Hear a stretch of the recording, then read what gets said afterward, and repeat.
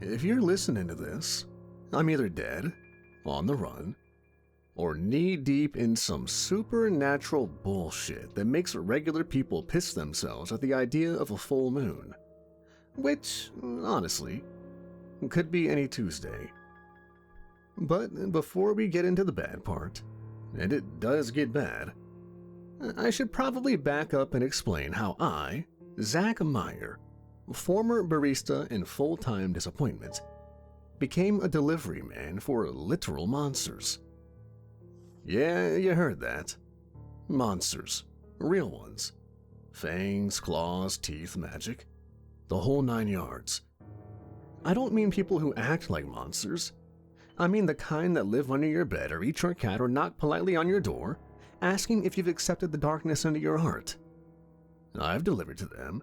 I've been tipped in bones, cursed coins, and once, a live squirrel wearing a tiny vest. That one might have just been a really enthusiastic druid, but I digress. So, how'd I land this gig?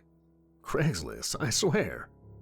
It was one of those weird mornings after a 3-day hangover where your brain still feels like it's sitting in a bowl of pudding, and you're questioning every life decision since junior prom.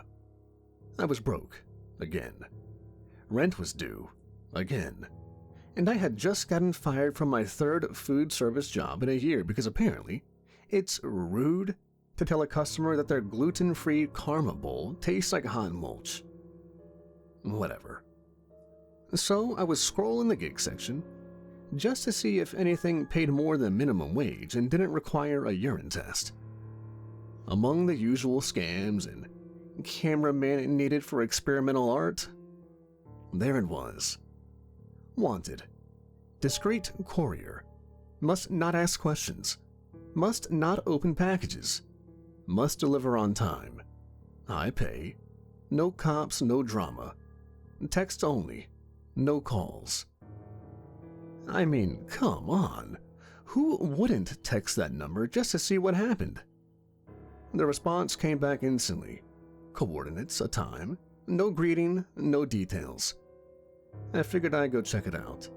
Maybe get stabbed. Maybe get a job. I'd accepted worse odds for free pizza. I showed up at the location. Some half-collapsed warehouse with more rats than walls. And there was this box. Not big, not heavy. Just sitting there in the middle of the room with a label printed in a language I didn't recognize, and that burned my eyes if I stared too long. There was a note taped to the top. Delivery here by midnight. No detours. A test, I guessed. So I delivered it. Easy enough. No one met me at the drop-off, just another warehouse. Another weird glow in the air, and a metal grate that hissed like a snake when I slid the package through. I got a Venmo the next day for $2,000. Untraceable. No sender info. And just like that, I had a new job.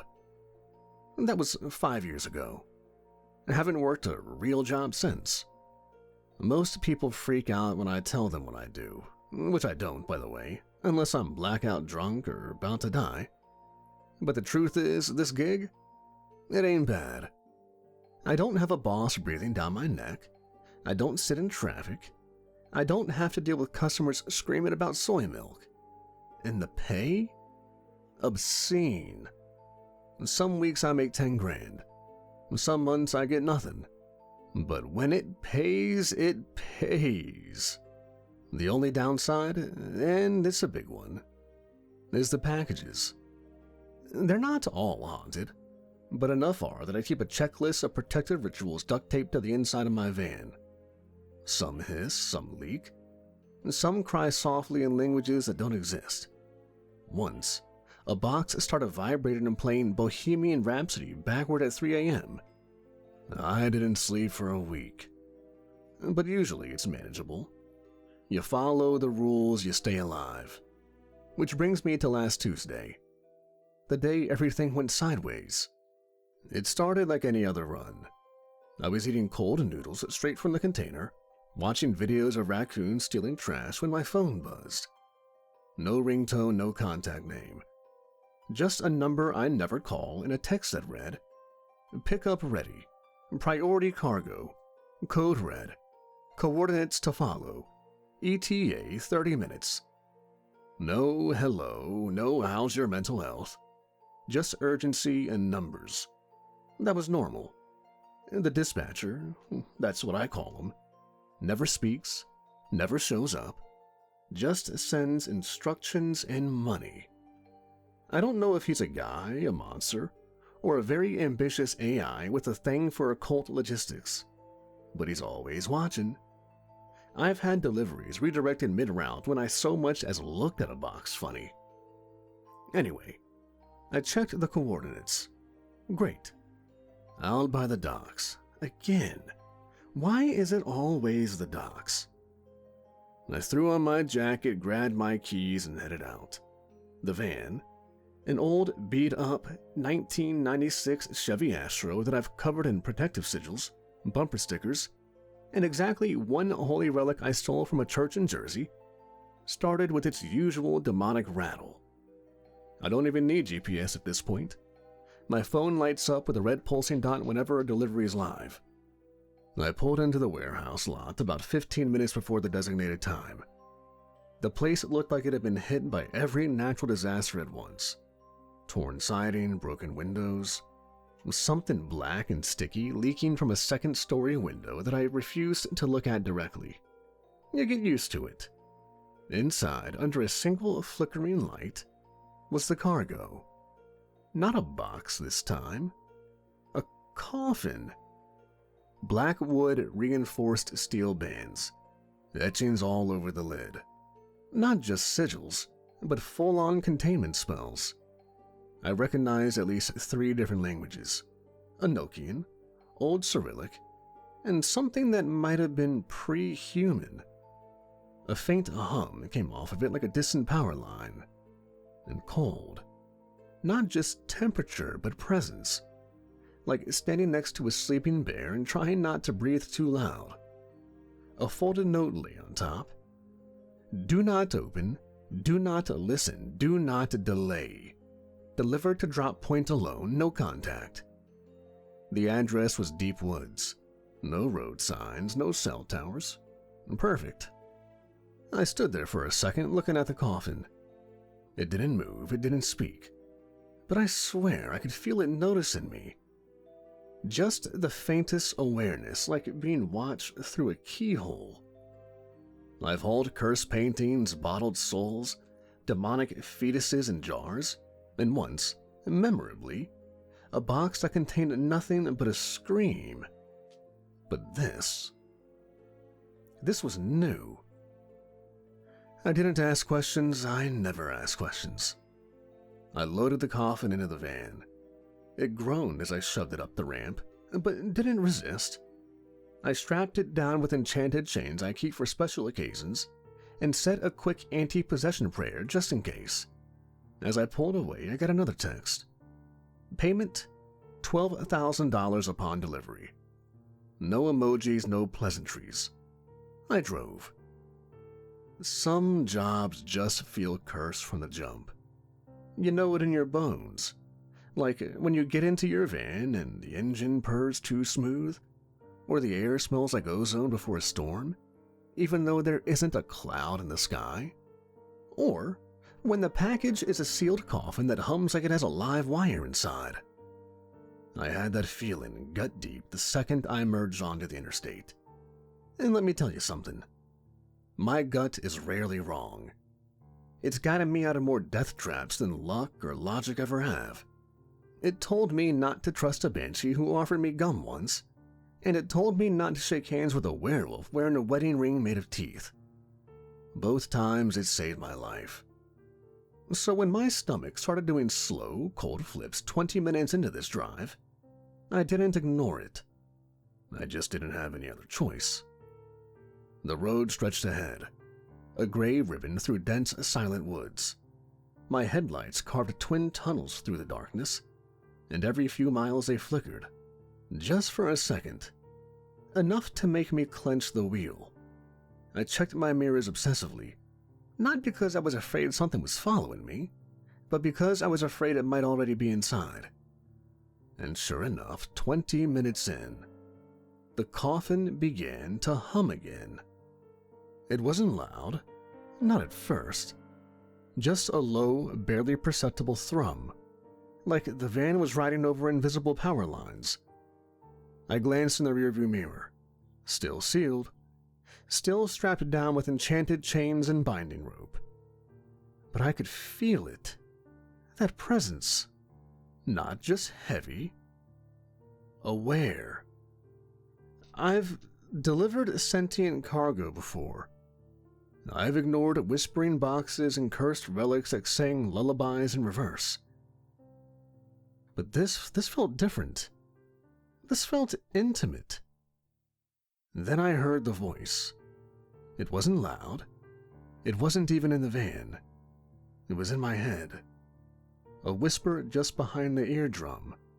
Like the sensation you get when someone breathes too close but doesn't touch. Hello? I flinched. I slammed the brakes and the van skidded slightly before I got it under control. You're not usually the kind that hears me. Interesting. I didn't answer. Talking to cargo is practically rule number 1 of what not to do. You don't engage. You don't humanize. You don't even acknowledge.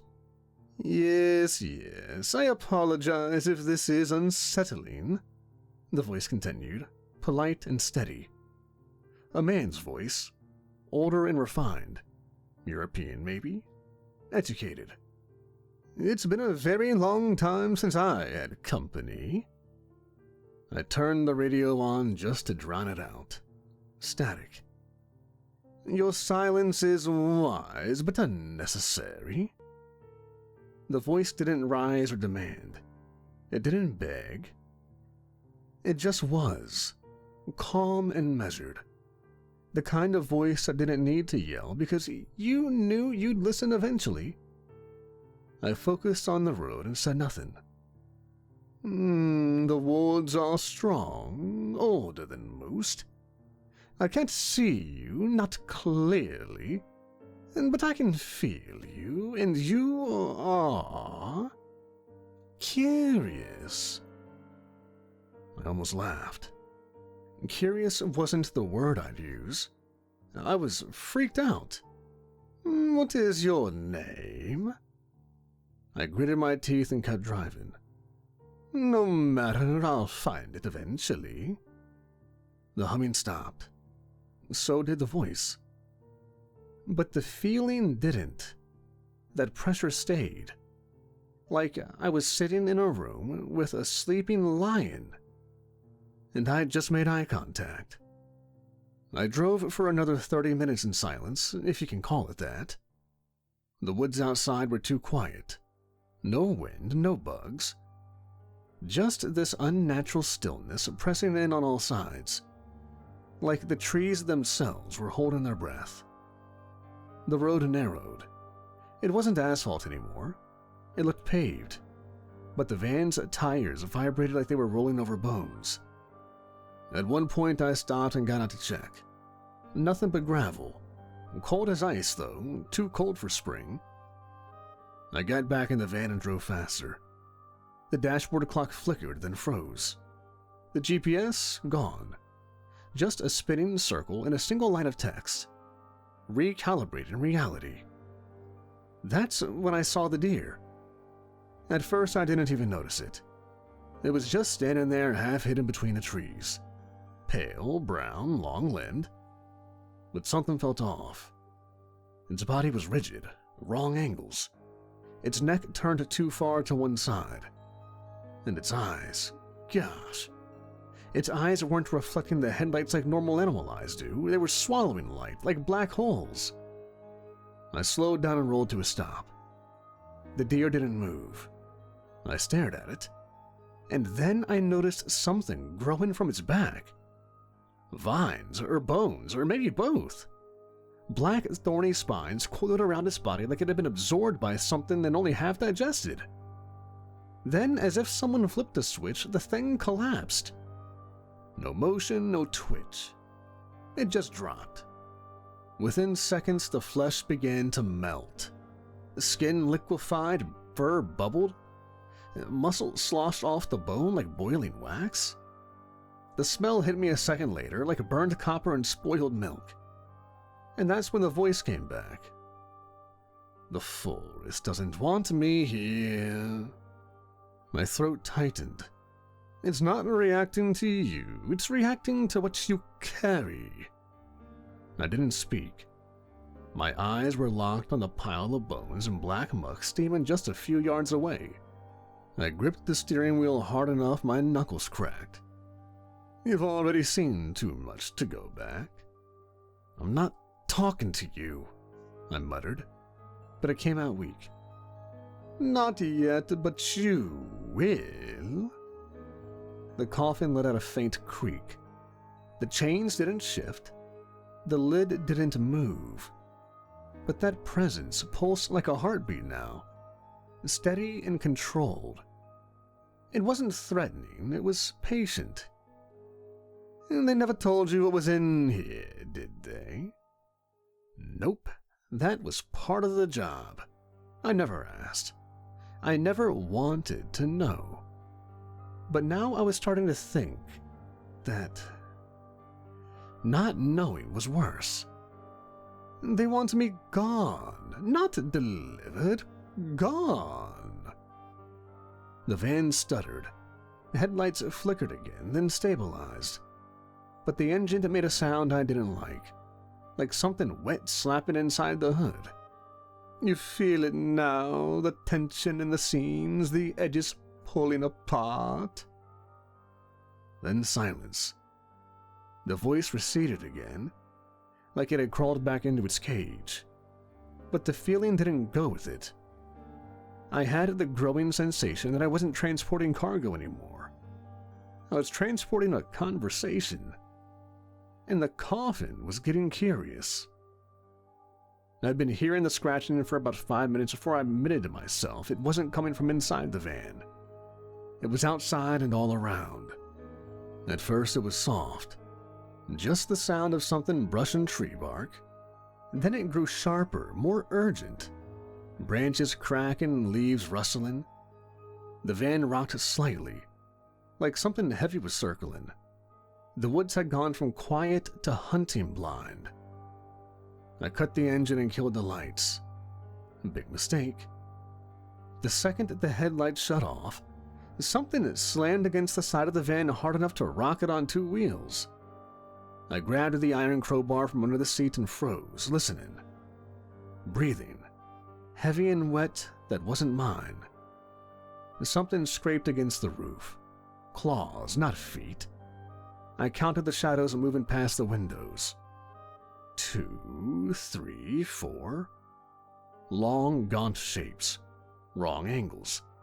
Faster than they should be. I've seen monsters, I've delivered to worse, but this was different. And then I smelled them. The stench of rot and winter. Cold flesh, coppery meat. A smell like an open grave left out in the sun too long. Wendigos. Not your storybook version either. These weren't deer-headed cartoons with antlers and bone masks. These were what happened when hunger outlasted death. Long limbs, black skin stretched tight over bones, teeth like needles shoved into 2 small jaws. Starved things with no eyes, just holes where the hunger lived. And they were circling. I knew why they were here. Wendigos don't just show up randomly, they felt it. They felt the magic, the power humming inside the van, the thing in the coffin, and they wanted it. The coffin started to hum again, louder now, a low pulse that vibrated in my teeth. Zach? His voice came through my skull like silk dragged over knives. They're not with the dispatcher, they're just scavengers. But they will not stop until they have me. Or you. A claw dragged across the windshield, slow and deliberate. The glass held. Blessed runes etched into the corners shimmered in response, but I knew they wouldn't hold for long. Let me out. No, I whispered, mostly out of reflex. You don't have to trust me.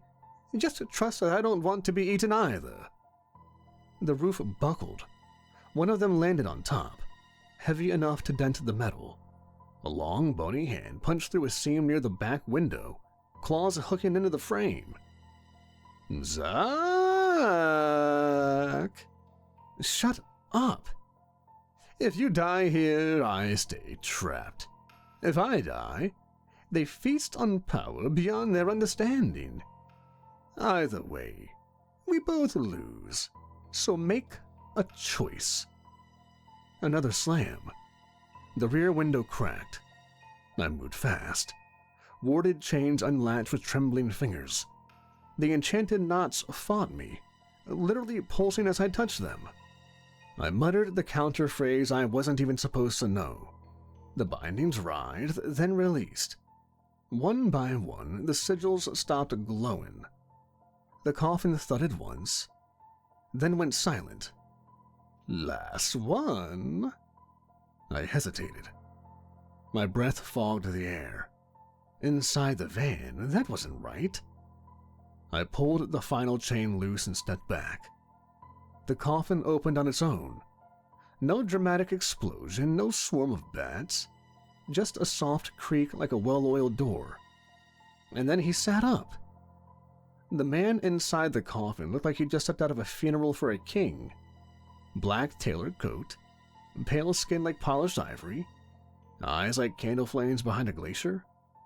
No fangs, no blood. Just a stillness that made everything else feel loud by comparison. He didn't stand, he glided. The second his feet hit the floor of the van, the walls groaned. Then the Wendigos screamed. It wasn't human, the sound. It was high-pitched, alien. A wail that made my bones ache and my vision blur. One of them leapt onto the hood. Another tried to tear through the driver's side. Adrian, because I somehow instinctively knew that was his name, stepped out of the van. And the fight was over before it started. He moved fast.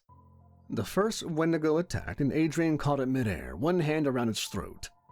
No effort, no movement. And then the creature ignited. Not fire, but black flame, like its skin was being devoured by shadow itself. It howled once, then crumbled into ash that never hit the ground. The others ran. One made it 10 feet before Adrian flicked 2 fingers. Its spine bent backward, and it collapsed in a heap, twitching. Another tried to climb a tree. Adrian blurred and appeared just above it, and drove his hand through its chest, ripping something out that I couldn't see, only feel, like a scream without a sound. I was still in the van, holding the crowbar like it mattered, trying not to piss myself. The last Wendigo stopped, backed away slowly, and it hissed, showing a mouthful of splinters. Adrian stepped forward, head tilted. Tell them what you saw, Wendigo. Tell them who's awake. The Wendigo turned and vanished into the trees. Adrian walked back to the van, not rushed, no swagger, just certainty. He wiped his hands with a handkerchief I swear he pulled from nowhere, then looked at me. Not smiling, not threatening, just observing. And thank you. I stared at him. He didn't seem winded, didn't even look like he'd fought. The air around him shimmered faintly, like heat rising from pavement. You had a choice, and you made the correct one. I finally found my voice. Yeah, well, remind me to never make another one again. We didn't speak for a while after the Wendigos were gone. Adrian didn't ask where we were headed. He didn't ask for directions. He just got back in the van like he belonged there, folded his hands neatly in his lap, and stared out the cracked passenger window like he was admiring a museum exhibit called The Slow Death of Modern Civilization. If he was tired from fighting 4 flesh-hungry cryptids, he didn't show it. He didn't breathe heavier. His coat didn't even have a wrinkle. I drove. Not because I wanted to, but because I didn't know what else to do. The engine sputtered but held. The GPS was still fried. The woods still felt hostile. But the air had shifted, like something old and dangerous had reasserted itself, and everything else knew to stay back. After maybe 10 minutes of silence, Adrian finally spoke. "The dispatcher sent you to kill me?" I didn't reply right away. I was too focused on keeping the van from swerving into a tree. "I was told to deliver a coffin, that's it." "Of course, that's all he ever tells the drivers." His tone wasn't angry, it wasn't even disappointed. It was flat, clinical, like diagnosing a man with exactly the disease he deserved. "He didn't tell you what I was. He didn't tell you where you were going. He didn't even tell you my name, did he?" I kept my eyes on the road. "That's kind of the gig. No questions, no names, no problems." Adrian chuckled low and quiet, like he found that amusing in a tragic way. "No names, no problems. A creed fit for a courier. Or a corpse?" I shifted in my seat, annoyed. "You're gonna tell me who you are, or are you just gonna keep talking in creepy fortune cookie riddles?" He turned to face me. His eyes weren't glowing anymore, but they still didn't look right. Too still, too aware. "My name is Adrian Salvain. Born 1456. Died 1491. Returned briefly. Then taken." He waited for me to respond, and I didn't. "I was part of the original Accord. One of the first." "Accord?" I asked before I could stop myself. He smiled faintly. "Ah, so the dispatcher doesn't even tell his pawns the rules of the game." I glanced at him. "Start talking." "Long ago, before cell towers and indoor plumbing, the world was tearing itself apart. Monsters, gods, mortals, all bleeding into each other's domains. Too much power, too little control. The veil between realities frayed. So, a few of us, the oldest, the hungriest, the cleverest, forged a pact, a truce." He traced an invisible symbol on the dashboard. It burned for a second, then faded. "We called it the Accord. You might call it management. A council of predators who agreed to rules, boundaries, and limits." "So like the monster version of the United Nations?" "Not quite. The UN doesn't devour dissenters." "Right. Forgot who I was talking to." "The dispatcher was not part of the founding. He came later. An opportunist. Always in the background. He created the courier system, not as a peacekeeping tool, but as a leash." My hands tightened on the wheel. "A leash for what?" "Power," Adrian said simply. "Knowledge. Anything he couldn't control, he boxed, chained, silenced. When the other founders started to disappear, no one asked questions. You don't ask questions when the silence benefits you." I thought about all the packages I delivered. All the creepy boxes. The ones that whispered. The ones that bled. The ones that made the air around them wrong. I thought about how I never asked. Never wanted to. "So, what were you, a threat to the peace?" "No," Adrian said with a rare flicker of emotion. Bitterness. "I was peace. Or at least I believed in it. I believed power could be shared, contained, and balanced." The dispatcher disagreed. He believes in control through fear. through removal. He looked at me. I spoke against him. I opposed his consolidation, and then I disappeared. The van hit a pothole and jolted. I barely noticed. My heart was starting to race in that slow, ugly way it does when you realize your whole life might have been a joke at your expense. He caught me unawares, and he sealed me, buried me beneath woods he paid witches to die for. You weren't meant to deliver me. You were meant to dump me into the dark, somewhere I'd never be found. I licked my lips. But why use me? Why not just do it himself? Adrian tilted his head. Because it's cleaner this way. You weren't told what was in the coffin. You weren't told what it was for. You were just the last link in a chain. If anyone ever asked, you'd say the truth. I was just the delivery guy. I felt sick. Not because he was wrong, but because he was right. He uses your kind because you don't ask questions. Because you think not knowing protects you. It does. It did. Adrian didn't argue. He didn't gloat. He just looked out the window again, like this wasn't the first time he'd watched someone realize they were complicit in something much bigger than them. I don't expect you to trust me, and you shouldn't. But you need to understand. I'm not the worst thing out here. Not by a long shot. And if the dispatcher is willing to break the accord to erase me, then what else has he erased? I didn't answer. I didn't know how. The monsters you deliver to, they fear him. Some serve him. Some disappear. You think you've just been running errands, but you've been a blade without knowing which way it cuts. We hit a clearing. The trees thinned, and stars were visible again.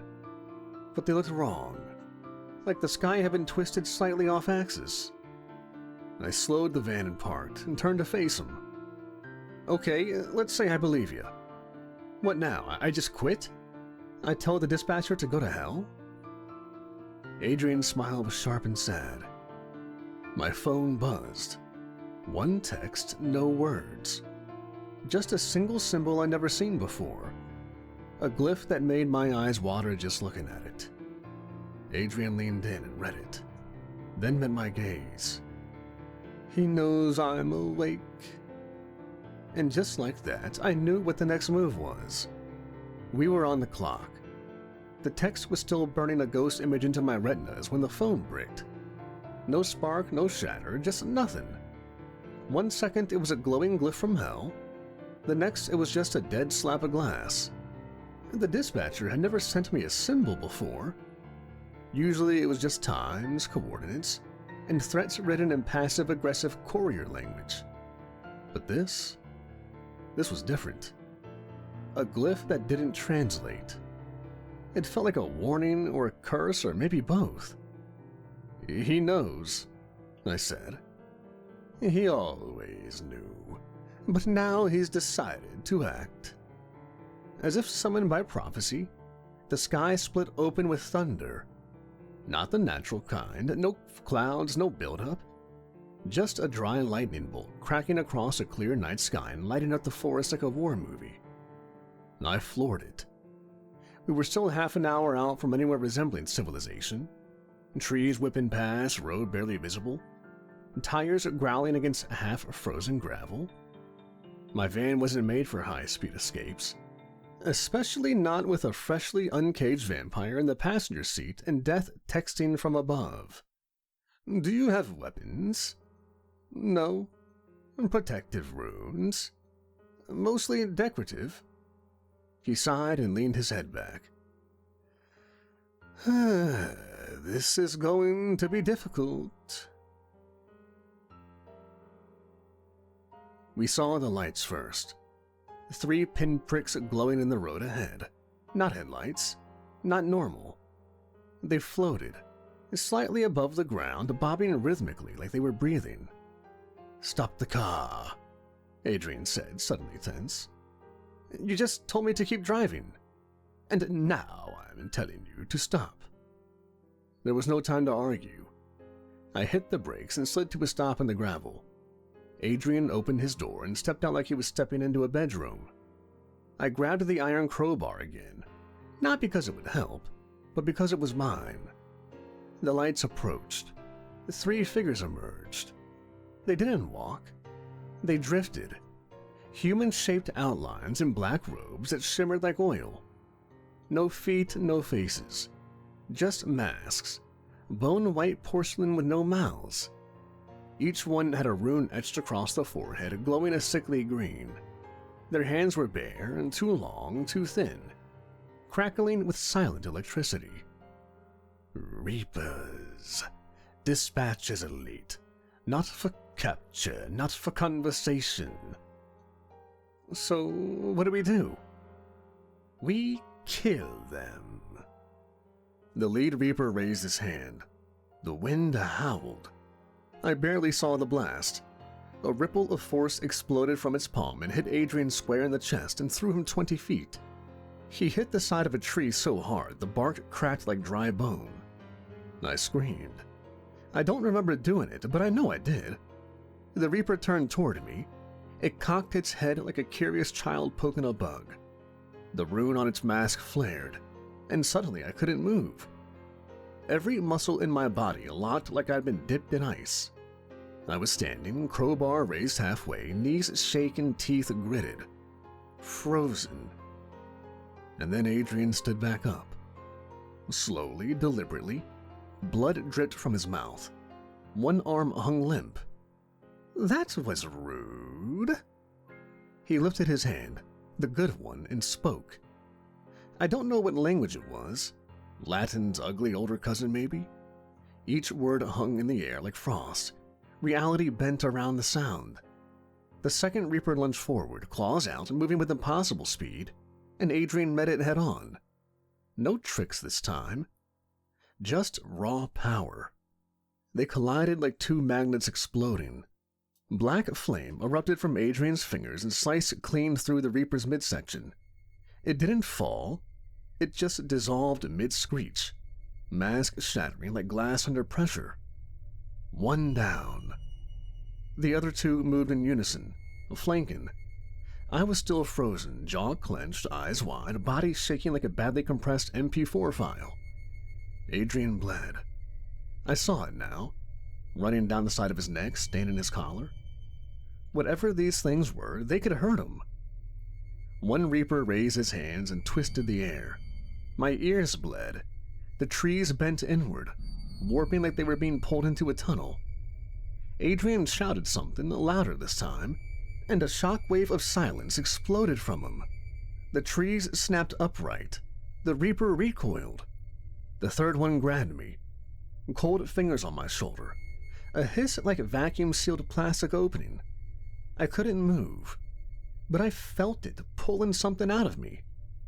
Not blood, not air, something deeper. Adrian appeared at its side. He didn't speak. He touched the reaper's mask with 2 fingers and it melted like wax. The thing fell backward, mask half dissolved, black ichor pouring from the gaps. It didn't scream. It didn't even get the chance. Adrian grabbed the last one by the throat and squeezed. He should have sent more. The mask cracked, then shattered. It dropped. My body unlocked. I collapsed, gasping like I'd been drowning for years. Adrian knelt beside me. "You're alive." "Barely," I croaked. He touched my chest. Warmth surged through me. Not pleasant. Like drinking battery acid and coffee at the same time. But my limbs stopped shaking. What the hell were those things? Enforcers, unliving constructs. Half magic, half soul. Built to kill and vanish. They hurt you. He didn't answer right away. Yes, the dispatcher has leveled up since I've been asleep. We sat in silence for a second. The road was scattered with black ash and bone fragments. My van was somehow still intact. The sky above us rippled faintly, like something huge had just looked down and decided to blink. They'll send more? Yes, and worse. I looked at him. Pale skin, blood-stained collar, hands trembling just slightly. He looked human for the first time. So, what do we do? He smiled not kindly. Now we run. We made it to a safe house by sunrise. Safe house being a generous term. It was an abandoned laundromat about 20 miles off the state highway, run by a retired witch who owed Adrian a favor. Or a debt. Maybe both. I didn't ask. The front of the place still had the rusted-out remains of coin-op washers lined against the wall, all of them tagged with old sigils for good luck, protection, or vengeance. Hard to tell which. The place stank of mildew and incense, and I was too tired to care. Adrian disappeared into the back without a word. I collapsed into a busted recliner next to a vending machine that hadn't worked since the Cold War. My whole body buzzed with aftershocks. Magical trauma, I think. Or adrenaline. Or maybe just the dread finally catching up. That was the moment it all hit me. I wasn't a courier anymore. The job was gone. Burned the second I unsealed that coffin. I didn't have a route. I didn't have a dispatcher.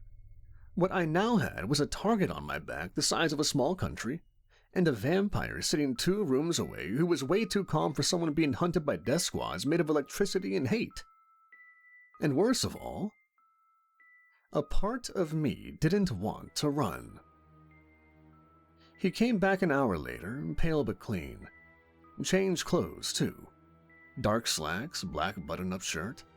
Sleeves rolled just enough to reveal intricate tattoos on both forearms. They shimmered when he moved. Some kind of warding ink. He handed me a cup of something hot. Not coffee, not tea. Tasted like cedar smoke and cough syrup. But it made the pain in my joints fade, so I didn't argue. You should sleep, he said. I stared at him over the rim of the cup. You just killed 3 magic assassins. You want me to take a nap? Yes, because this is just the beginning. I set the cup down and leaned forward. You said they'd send worse. They will. So what's the plan? We just keep running on until we die tired? He didn't answer immediately. He walked over to a broken dryer, sat on it like it was a throne, and steepled his fingers. No. We gather information. We find allies, and then we burn down the dispatcher's house. That was the first time I laughed in 24 hours. It came out bitter and loud. Great, yeah. Let's just take down the invisible entity that runs a continent-wide supernatural courier network and can drop death squads out of the frickin' sky.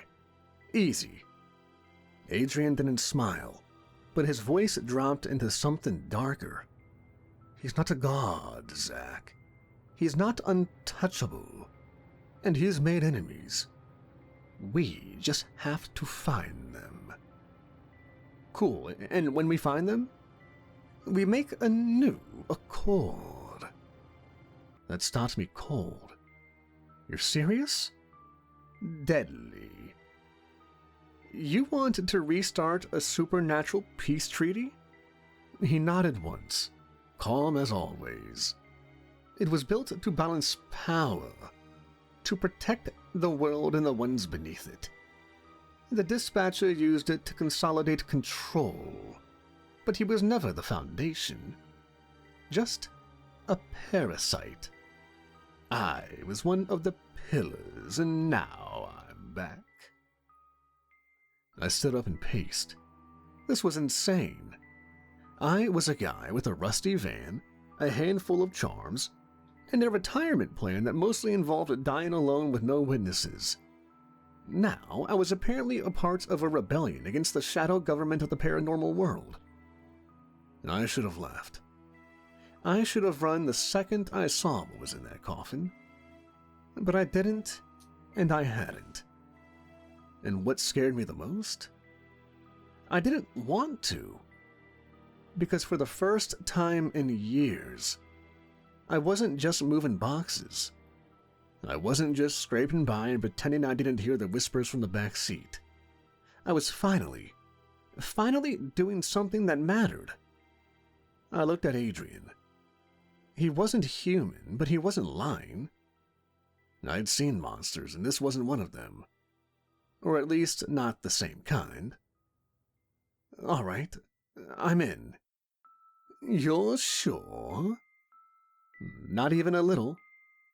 Adrian smiled. He reached into his coat pocket and pulled out a folded map. Actual paper. Yellowed, brittle. He spread it across a dusty tabletop between us. There are still safe havens, sanctuaries, places the dispatcher can't see or can't reach. Like this place? This place is barely tolerated, but yes, others like it. More secure, older magic, buried deep. He pointed to a mark near the northern edge of the state. This is where we start. A temple built under a lake, protected by a coven that never signed the accord. They'll want to know why I'm back. And they won't try to kill you? Probably not. I raised an eyebrow. I'll take those odds.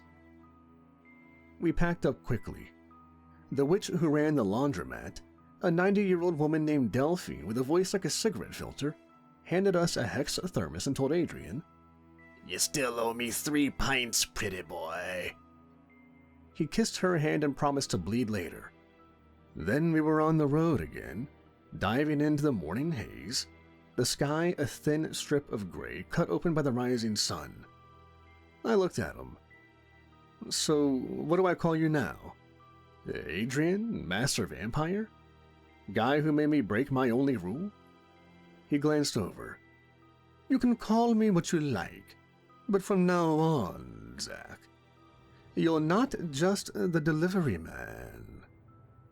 I turned the wheel onto the highway and hit the gas. Damn right I'm not. We drove north. No destination, no GPS. Not that it would have worked. We went along analog. Old maps, back roads, no names.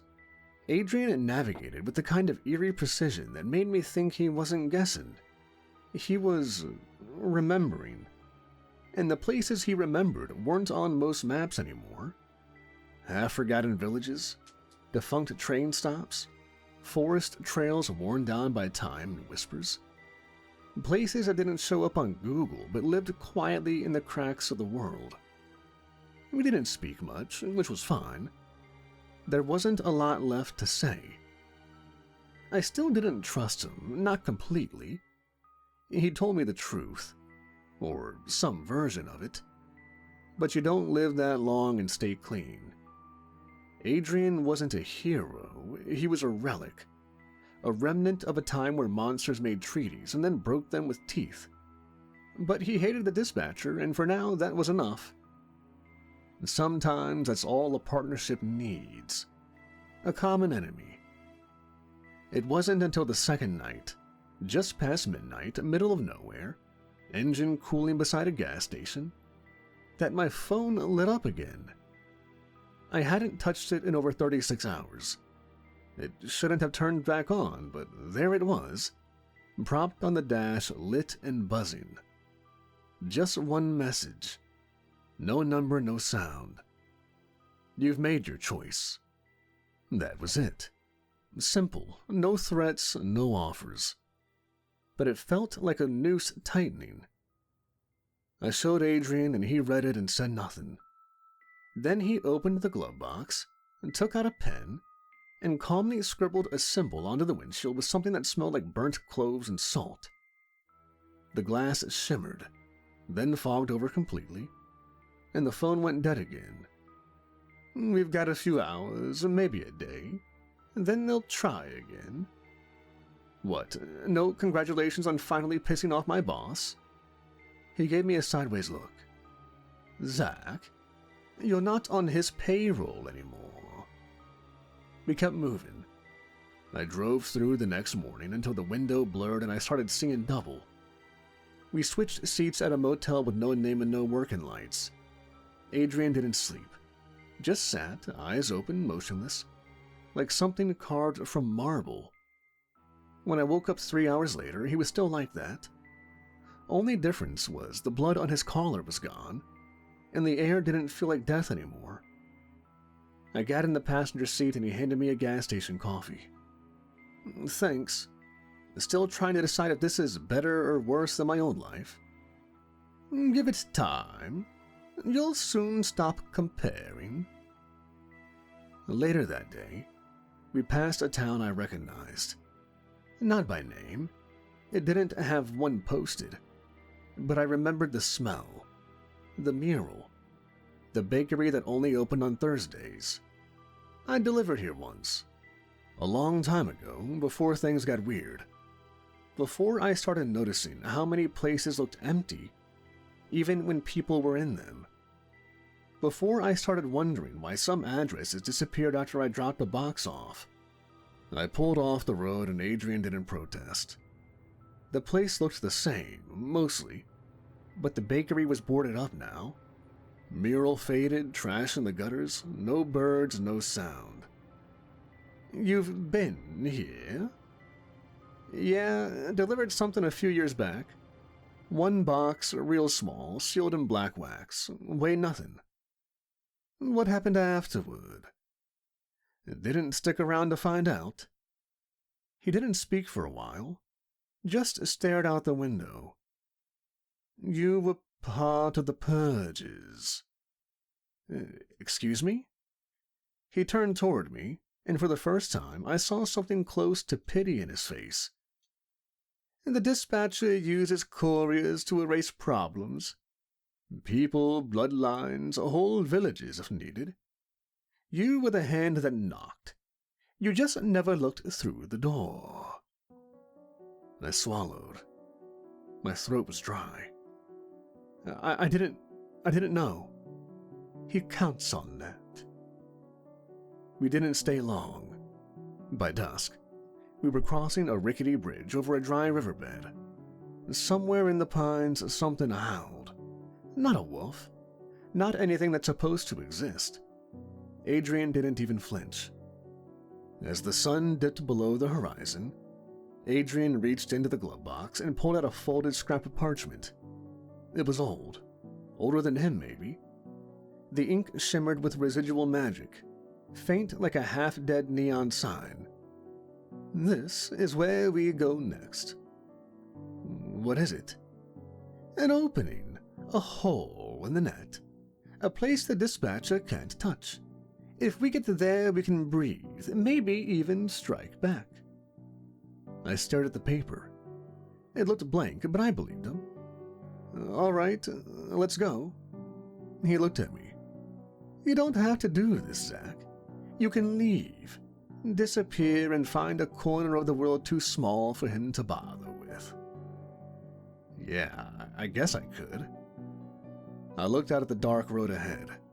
No lights, just black trees and the van's low rumble in a future full of sharp teeth and silence. But then I'd just keep wondering how long I had before he remembered me. He nodded. Didn't smile, but there was something close. Then let's make him regret forgetting us in the first place. We drove into the dark, engine humming, and tires eating up the forgotten road. I didn't know where we were headed, but for the first time since this all started, I wanted to find out. And now, Zach, the delivery boy, was dead. And with his rebirth, the dispatcher would live to regret it.